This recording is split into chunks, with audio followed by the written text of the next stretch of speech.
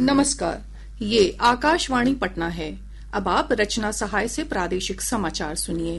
पहले मुख्य समाचार।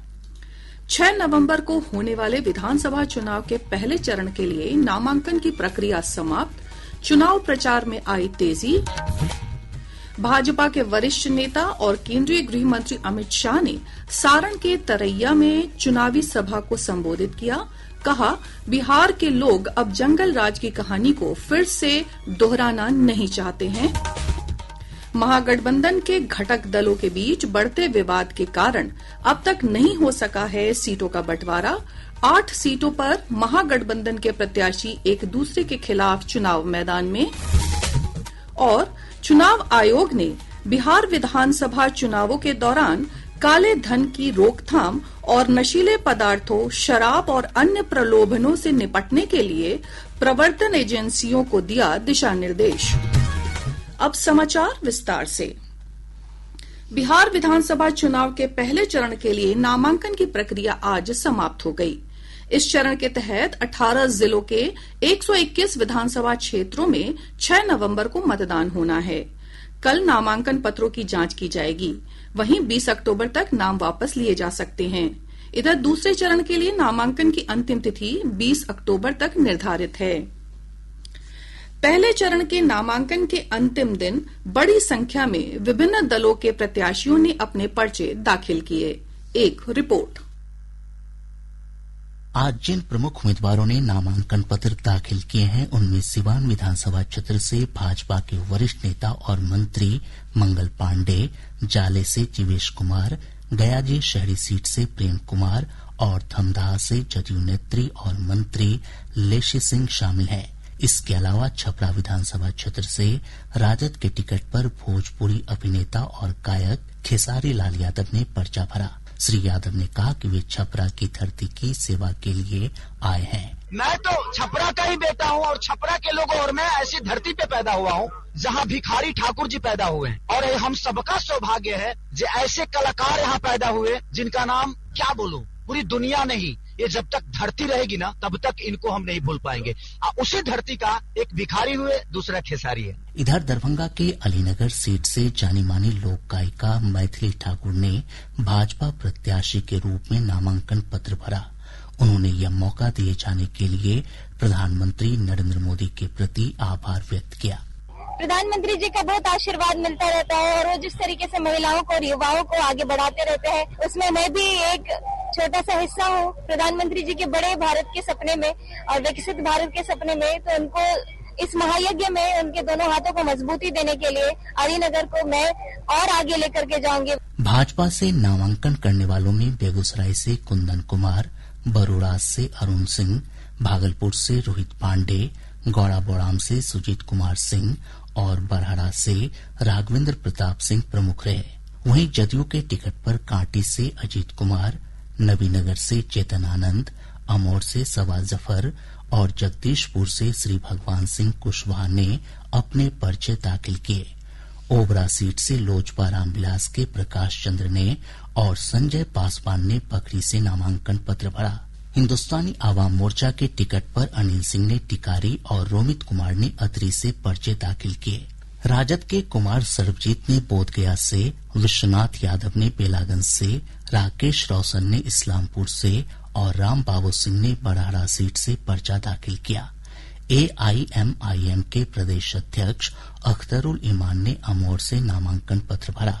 कांग्रेस के प्रदेश अध्यक्ष राजेश राम ने कुटुम्बा से और पार्टी के शकील अहमद खान ने कटिहार के कदवा से अपना नामांकन पर्चा दाखिल किया। इसके अलावा जनसुराज के टिकट पर शशि यादव ने टिकारी से और हेमंत कुमार ने बाराचट्टी से नामांकन पत्र भरे। वाम दलों के अलावा भी कई उम्मीदवारों ने अपने नामांकन पर्चे दाखिल किए। समाचार कक्ष से मैं अभिषेक दास।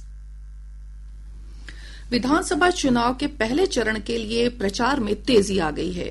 भाजपा के वरिष्ठ नेता और केंद्रीय गृह मंत्री अमित शाह ने आज सारण के तरैया में एक चुनावी सभा को संबोधित किया। श्री शाह ने कहा कि बिहार के लोग अब जंगल राज की कहानी को फिर से दोहराना नहीं चाहते हैं। एक भी सीट अगर आरजेडी को गई तो विकास रुककर जंगल राज फिर से आएगा। Lalu Prasad and Rahul and company विकास दे सकती है क्या?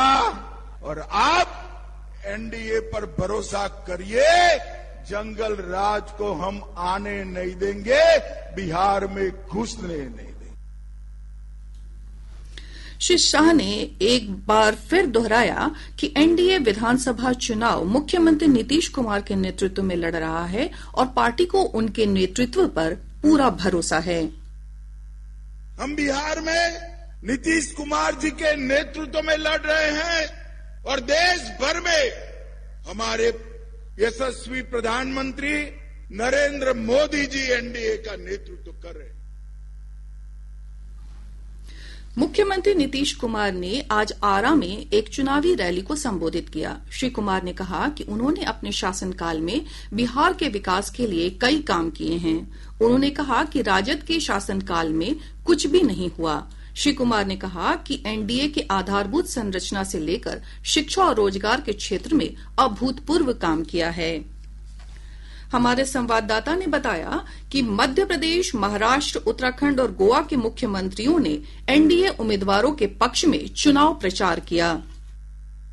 भाजपा शासित राज्यों के कई मुख्यमंत्रियों ने आज पार्टी प्रत्याशियों के समर्थन में रोड शो किया और जनसभाओं को संबोधित किया। मध्य प्रदेश के मुख्यमंत्री मोहन यादव और गोवा के मुख्यमंत्री प्रमोद सावंत ने गया में जनसभा को संबोधित करते हुए कहा कि पूरे बिहार में एनडीए की लहर है। महाराष्ट्र के मुख्यमंत्री देवेंद्र फडणवीस ने बेगूसराय में पार्टी प्रत्याशी कुंदन कुमार के समर्थन में रोड शो किया। उन्होंने कहा कि बिहार में एक बार फिर सुशासन की सरकार लौटने वाली है। इधर उत्तराखंड के मुख्यमंत्री पुष्कर सिंह धामी और उत्तर प्रदेश के उप मुख्यमंत्री केशव प्रसाद मौर्य ने सिवान विधानसभा क्षेत्र में पार्टी प्रत्याशी मंगल पांडे के समर्थन में रोड शो करते हुए एक बार फिर एनडीए सरकार बनने का दावा किया। समाचार कक्ष से रजनीकांत चौधरी। भाजपा के वरिष्ठ नेता और केंद्रीय गृह मंत्री अमित शाह ने आज जदयू अध्यक्ष और मुख्यमंत्री नीतीश कुमार से मुलाकात की और चुनावी रणनीति पर विचार विमर्श किया। बैठक में चुनाव प्रचार के दौरान विभिन्न घटक दलों के बीच आपसी तालमेल और समन्वय को लेकर भी बातचीत हुई। श्री शाह के साथ उप मुख्यमंत्री सम्राट चौधरी और विजय कुमार सिन्हा भी मौजूद थे। जदयू के वरिष्ठ नेता ललन सिंह ने कहा कि नीतीश कुमार के नेतृत्व पर किसी प्रकार का कोई विवाद नहीं है। उन्होंने इस प्रकार के विवादों को जन्म देने के लिए मीडिया को जिम्मेदार ठहराया। आप लोग अपना नैरेटिव सेट करते हैं और अपने नैरेटिव पर सवाल पूछते हैं। आपका नैरेटिव नहीं है। नीतीश कुमार जी के नेतृत्व में ही बिहार के विधानसभा का चुनाव। इस बीच राष्ट्रीय लोक मोर्चा के अध्यक्ष उपेंद्र कुशवाहा ने कहा कि एनडीए में सब कुछ ठीक है और एक बार फिर एनडीए की ही सरकार बनने जा रही है। बिहार की जनता ही चाहती है कि एनडीए का ऑल इज वेल रहे, तो फिर ऑल इज वेल नहीं रहने का कोई सवाल ही पैदा नहीं होता है। सब ठीक है, सब ठीक रहेगा और जनता के आशीर्वाद से फिर से एक बार बिहार में एनडीए की सरकार बनी। प्रादेशिक समाचार आप आकाशवाणी पटना से सुन रहे हैं। ताजा समाचारों के लिए आप हमारे एक्स हैंडल AIR_News_ पटना पर जा सकते हैं। प्रथम चरण के मतदान के लिए नामांकन की प्रक्रिया समाप्त होने के बाद भी महागठबंधन में अभी तक सीटों का बंटवारा नहीं हो सका है। सीट बंटवारे को लेकर जारी घमासान के बीच विकासशील इंसान पार्टी प्रमुख मुकेश सहनी ने कहा कि वे विधानसभा चुनाव नहीं लड़ेंगे। दरभंगा के गौड़ाबौराम में संवाददाताओं से बातचीत में उन्होंने कहा कि वे बिहार में महागठबंधन की सरकार बनाने के लिए हर संभव प्रयास करेंगे। हमारा उद्देश्य है कि बिहार में हमारी सरकार बने और 243 सीट पर जाके प्रचार करें और मैक्सिमम सीट कैसे जीता जाए, इसके लिए मेरा संघर्ष रहेगा। तो मैं चुनाव नहीं लड़ रहा हूँ। सरकार बना के यहाँ डिप्टी सीएम बनना है, राज्यसभा नहीं जाना है, यहाँ डिप्टी सीएम बनना है। इधर महागठबंधन के एकमात्र घटक दल कांग्रेस ने ही प्रत्याशियों की सूची जारी की है। पार्टी ने पहले 48 प्रत्याशियों की सूची जारी की। बाद में पार्टी ने ऋषि मिश्रा को जाले विधानसभा क्षेत्र से उम्मीदवार बनाने की घोषणा की। राजद और विकासशील इंसान पार्टी ने प्रत्याशियों की सूची जारी नहीं की। इन दलों ने सीधे प्रत्याशियों को सिंबल बांटने शुरू कर दिए। परिणाम स्वरूप 8 सीटों वैशाली, तारापुर, बछवाड़ा, गौड़ाबौराम, लालगंज, कहलगांव, राजापाकड़ और रोसड़ा पर महागठबंधन की पार्टियां आमने सामने हैं। इनमें से 5 पर कांग्रेस और राजद ने एक दूसरे के खिलाफ प्रत्याशी उतार दिए हैं। वहीं 3 सीटों पर कांग्रेस और सीपीआई-एमएल के प्रत्याशी चुनावी मैदान में हैं। गौड़ाबौराम से वीआईपी प्रमुख के भाई संतोष सहनी के खिलाफ राजद के अफजल अली ने नामांकन पत्र भरा है। वहीं कहलगांव से राजद के रजनीश यादव के सामने कांग्रेस के परवीन कुशवाहा हैं। बछवाड़ा से सीपीआई के अवधेश राय के साथ साथ कांग्रेस के गरीब दास ने नामांकन पत्र दाखिल किया है। इसके अलावा तारापुर से राजद के अरुण साह के सामने वीआईपी के सकलदेव बिंद ने भी नामांकन पत्र भरा है। इस बीच कांग्रेस नेता और पार्टी के वरिष्ठ चुनाव पर्यवेक्षक भूपेश बघेल ने कहा कि महागठबंधन में सीटों का बंटवारा हो गया है और कहीं से किसी प्रकार की नाराजगी नहीं है।